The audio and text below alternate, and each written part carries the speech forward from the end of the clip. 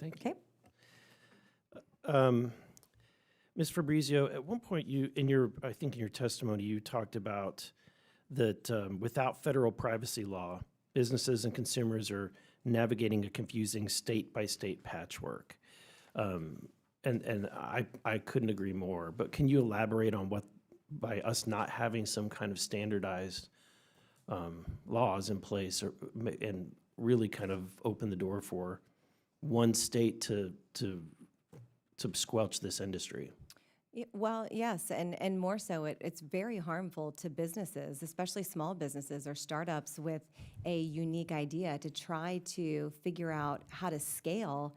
It's very stifling to try to comply with many different state laws and to grow your market and to grow your product. And so that it can be discouraging, and that can discourage innovation, and that's not what we want to do here. We want to encourage innovation, and a federal privacy framework would help that, give some consistency and some clear guardrails and rules of the road so that our innovators can innovate. Right. Do you think we need, in general, just more broadly speaking, privacy laws related to our own personal data?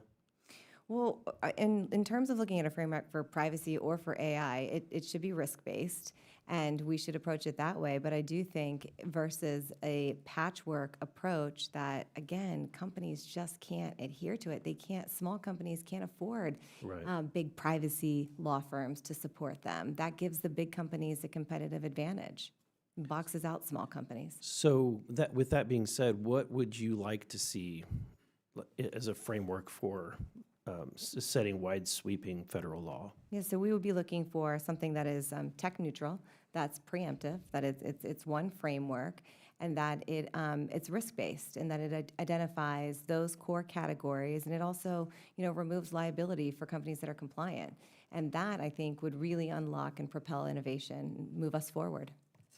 Interesting.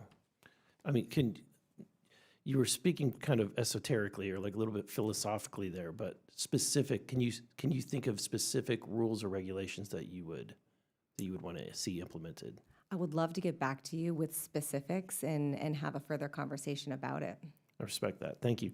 Mr. Hammond, a lot of this debate is about what the values that we're going to teach this AI, which I find interesting that we can't even agree on what free speech means as humanity.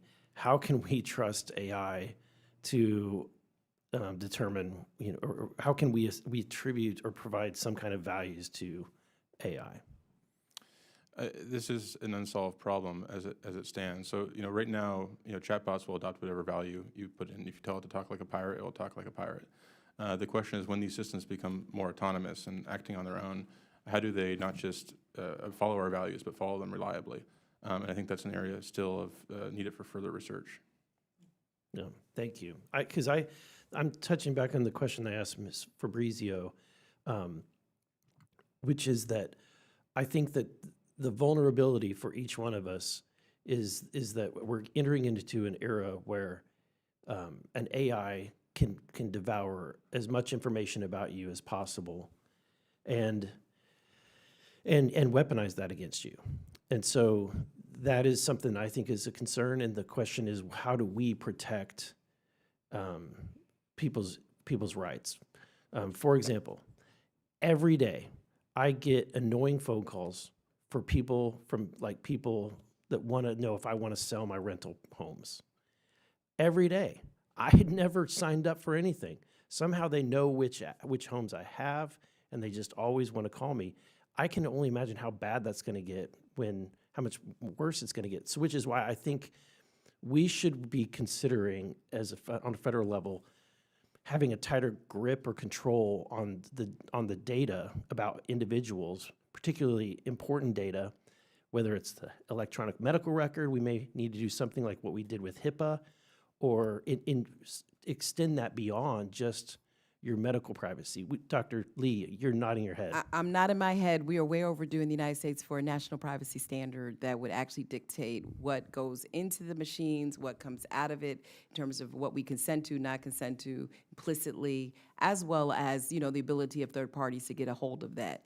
You get calls about your rental property, I'm offered $100,000 every day through some type of voice clone. So I think that, alongside deep fakes, which actually only exploits the opportunities that you're talking about, we really do need federal privacy legislation to slow this down. Thank you. I yield back.